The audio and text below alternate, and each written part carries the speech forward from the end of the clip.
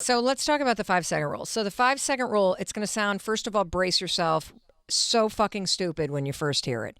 And it's just like the 5-second rule with food. You drop food on the ground, you got 5 seconds to pick it up before the floor contaminates it. Well, the same is true about your ideas and your inspiration. If you don't take action on an idea within 5 seconds, your brain contaminates it with self-doubt or being too tired or I don't feel like it or, I'm not worthy or I don't deserve to. Whatever bullshit you put in your way, it comes in within 5 seconds. And so the way that you use the 5-second rule is just as Jenny was describing. You have this idea, okay, I got to get my ass to the gym. And then you feel the self-doubt. You feel the I'm too tired. I don't want to. Come in, start counting backwards. 5, 4, 3, 2, 1. It sounds ludicrous, but by the time you get to 1, you'll be doing it. And I invented this thing, Jenny, 10 years ago when my husband and I hit rock bottom. My husband had gone into the restaurant business in Boston. That's right. And the recession hit. I was unemployed, and I found myself at a time in my life. I never thought that I would check all the boxes. You got the 3 kids. You're in the nice neighborhood with the great public school. You marry somebody who's great. You put some money away in savings, and next thing you know, we're free falling, and we're about to lose the house. I'm drinking too much. I can barely get out of bed. I want to kill my husband. I'm isolating. The anxiety is through the roof, and I couldn't get out of bed. And so I invented the 5-second rule, 5, 4, 3, 2, 1. And this is the crazy idea. Okay, maybe if I launch my ass out of bed, maybe if I move so fast, the anxiety won't creep in and this bed won't swallow me whole. That was the genesis of this. And so I used it to get out of bed 10 years ago. Then I started using it to pick up the phone and find a job. 5, 4, 3, 2, 1. Don't snap at my husband. 5, 4, 3, 2, 1. Curb the drinking. 5, 4, 3, 2, 1. Get my ass out the door and go exercise. And slowly but surely, my whole life changed. I shared this in a TEDx talk about 7 years ago. That's now got 20 million views. And this idea of the power of a 5-second decision and the 5-second rule spread around the world. I wrote a book about it. I became the most booked female motivational speaker in the world. I built a massive online following. And next thing you know, Sony's knocking on the door saying, we'd like to turn this into a daytime talk show. And now here we are. Yeah. It's genius. I was so excited when I saw that because there's only so many videos I could find sometimes. You know what I mean? When I find somebody and I'm like, when I saw you on the show, I'm like, oh my God. And I watched the episode and I was like, this is exactly what we need on TV. I promise you guys, you're going to love it. Like, I don't want to hear another freaking celebrity talk about their dog. Like, help me. Yes. You know what I mean? Well, the average person's really hurting. I mean, when you look at the rise in anxiety, when you look at the rise of anxiety in kids, when you consider the fact that the average family in America is a blended family, and the research shows that it takes about 6 years for blended families to figure out all of the emotions Yes. that come, right, with it. When you think about the instability that people feel and the fact that we're moving into an election cycle that's going to be extremely chaotic and I think upsetting for people, regardless of where you are in the political spectrum, this is a show that is a daily destination where you can feel like I see myself at least once, I've laughed or I've cried, and I feel a little bit better by the time the show ends because we're leaving you in action, not just thinking. That's right. It's so true because thinking allows those anxiety thoughts and justifications and like I talked about that fear. Why are we so fear-based? What are we so scared of? And sometimes it's the dumbest thing. For instance, I had a fear of answering the phone. Like you had a fear of answering the phone? I don't have a fear of it. Anxiety. Why? So tell me what's going to happen. So the phone rings, and what jumps in your hand? What jumps in your mind when the phone rings? I should have them call my phone right now so everyone can hear the voicemail message, because it's I don't know. Do you think you're going to get in trouble? It's either trouble, like my business manager or my agent wants me to work and I'm too tired, or it's just, or it's like I don't know, small talk, and I hate small talk. Isn't that weird? I do a talk show.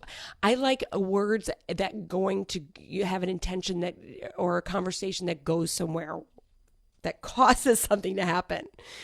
Does that make any sense? It does. It does. So do you want me to just talk? Do you want me to just listen to this, or would you like me to tell you 2 things you can do? Please tell me. Because the piece of this that is worth looking at is the fact that You can't control how often your phone rings, but you can control your emotional reaction. And if you're living with a lot of stress and anxiety simply because there's an inbound phone call and it's triggering something for you, it's worth looking at. So the first thing that you could do is you could either turn your phone off so that you don't have any inbound calls. So now we're managing that. Or you could use what I call an anchor thought. So describe for me one of the best phone calls you ever got. You're going. Oprah just booked you to be on her show for your new book. Fantastic. So that is what I call an anchor thought. It's a thought that's very specific that makes you excited. Because what a lot of people don't realize is a thought that is anxious or nervous is in your body is the exact same physical feeling as a thought that makes you excited.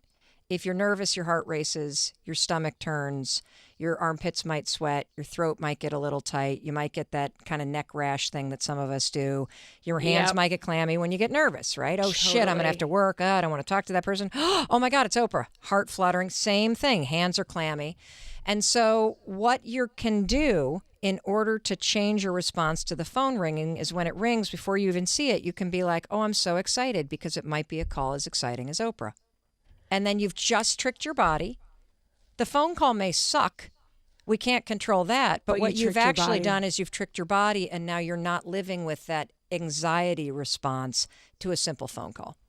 I just went one level deeper, too, and the PTSD I have from phone calls about my son being sick or in the hospital. There you go. That's what it is. That's what it is. So it is exactly that. You're dealing, and that's another thing that the 5-second rule is really helpful with, because when you can see what the underlying trigger is, and for you, that's all that it is. It doesn't have anything to do with work. That you've associated the ring of a phone with a really bad memory. So now think about a call. So to make it even better, think about a call related to your child and one that's really exciting. Maybe it's something cool that's going on at school. Maybe it's the phone call that things are great and we got a great bill of health. So you should use that to reprogram it since it goes deeper. You know, it reminds me of something that I hear a lot in my work, and that is that if you grew up in a household where one of your parents was an alcoholic, I find a lot of people come to me and they've got troubles in their relationships.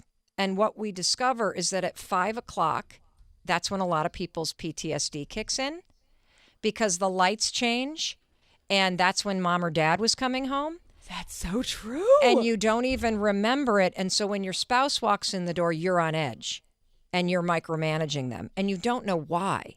And the reason why you're doing it is because your nervous system remembers what it was like to brace for one of your parents to come home.